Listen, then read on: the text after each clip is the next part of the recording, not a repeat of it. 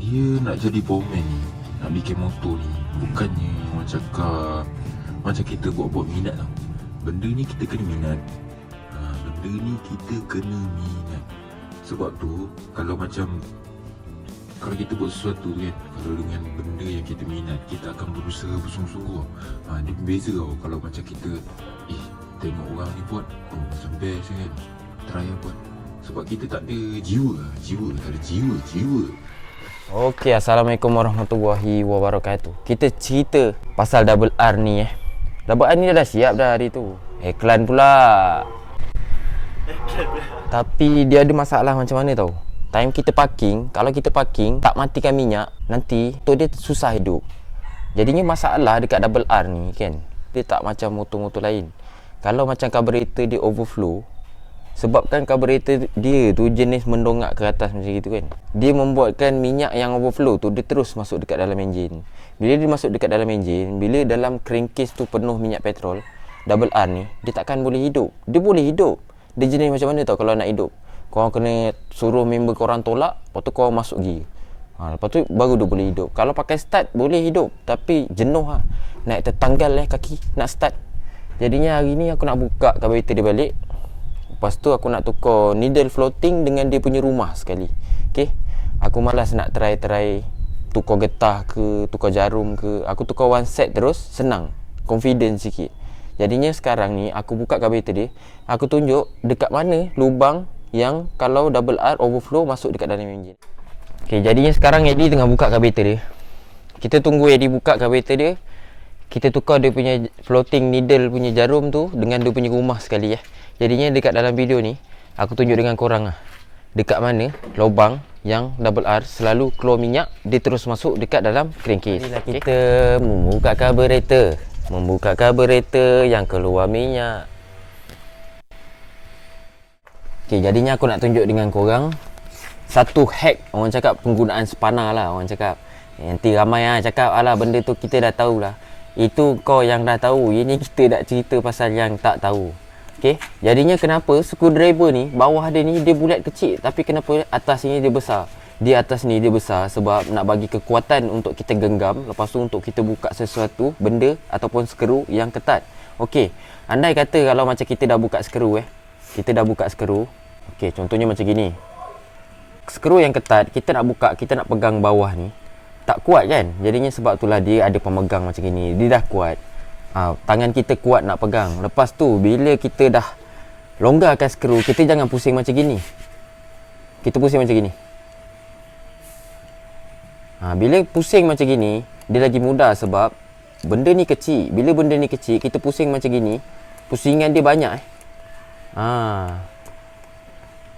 Okay, ini bukan kita nak cerita pasal alah benda tu semua orang dah tahu. Dia tak boleh nak cakap benda ni kalau macam kita hari-hari pegang spana memang semua orang tahu. Tapi kalau orang yang tak hari-hari pegang spana, dia akan pusing macam gini.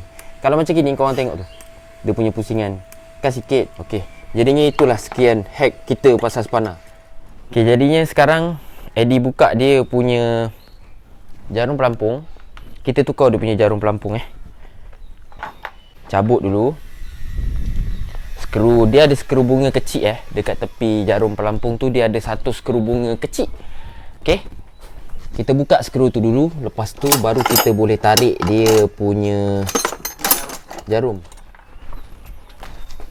Okey, jadinya masalah Double R ni kadang-kadang getah dia ni getah dia ni kadang-kadang dah makan, lepas tu kadang-kadang dalam tu dah makan, lepas tu jarum dia, ambil jarum dia, tengok dekat ujung dia tu dia ada getah. Kadang-kadang getah dia tu, korang nampak tak line tu? Line tu kita nampak pakai mata kan. Benda tu kita nampak pakai mata pun dah nampak. Ini kan lagi bila benda ni dia masuk dekat dalam macam gini. Dia masuk kat dalam macam gini. Nampak tak tu? Getah tu fungsi dia untuk tutup lubang yang ni. Okey, Double R ni motor dia pelik sikit. Dia tak sama macam motor lain. Kalau macam motor lain, dia bila overflow terang-terang pasal jarum. Tapi kalau Double R dia belum tentu kadang-kadang jarum ni rosak, kadang-kadang o-ring ni rosak. Jadinya apa beza jarum ni rosak dengan o-ring ni rosak?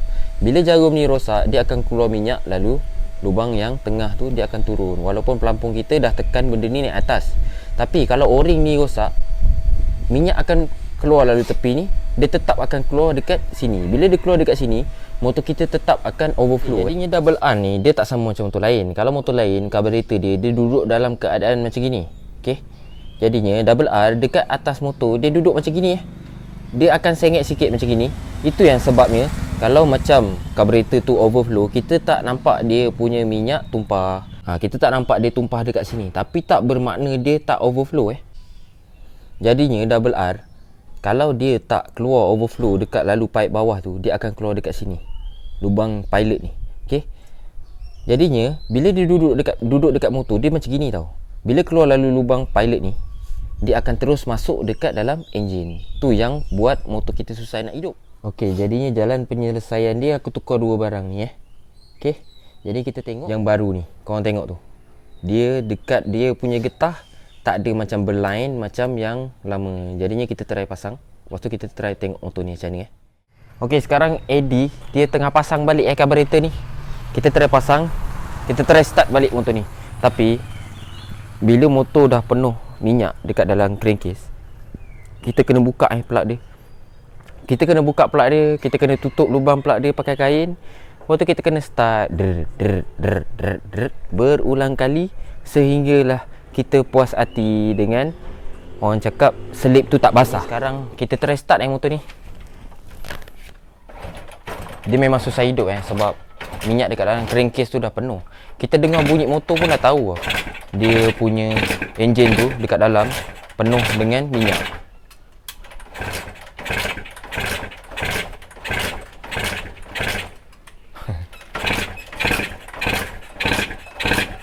Jadinya kalau macam gini kan, macam mana cara kita nak hidupkan dia? Cara dia macam gini. Jadi cara ni, kalau kita dah susah nak hidup motor dia, kita kena start motor ni. Lepas tu kita pula habis. Bismillahirrahmanirrahim.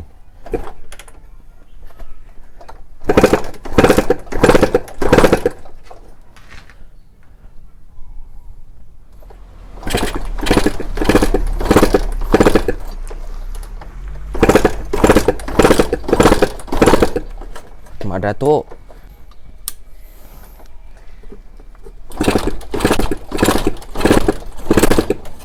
Dia dah nak hidup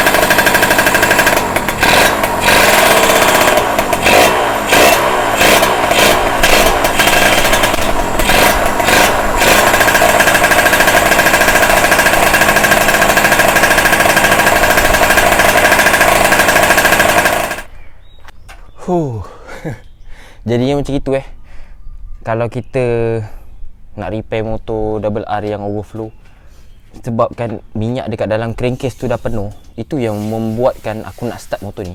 Dia susah nak hidup. Itu tadi, kalau Eddie tak buat macam buka plug, letak kain, start kosong, itu lagi susah hidup Itu disebabkan kita dah buat sikit macam itu. Orang cakap dia taklah senang, tapi bolehlah hidup. Jadinya jalan penyelesaian dia, korang buka exhaust, korang buang minyak yang dalam exhaust. Itu kalau dah terlalu teruk, dia akan ada dekat dalam exhaust. Tapi yang tadi ni, dia masih tak ada dalam exhaust. Sebab bila dah hidup, bila aku rem minyak petrol, dia tak ada keluar lalu tabung. Jalan yang kedua, korang kena start tu, time nak start tu, korang pula habis. Korang pula habis, waktu korang tarik cok. Itu je yang membuatkan motor tu boleh hidup balik. Lepas tu kalau tak boleh juga, memang korang kena buka head block lah. Kena buka head block, kena tembak angin, kena keluarkan minyak yang dekat dalam crankcase tu. Kini tiba masanya pasang karburetor. Sekarang Eddie tengah pasang dia punya karburetor. Jadinya motor ni dah okey. Lepas tu kita boleh teraya motor ni. Sama-samalah kita saksikan Eddie memasang tangki double R. Haha.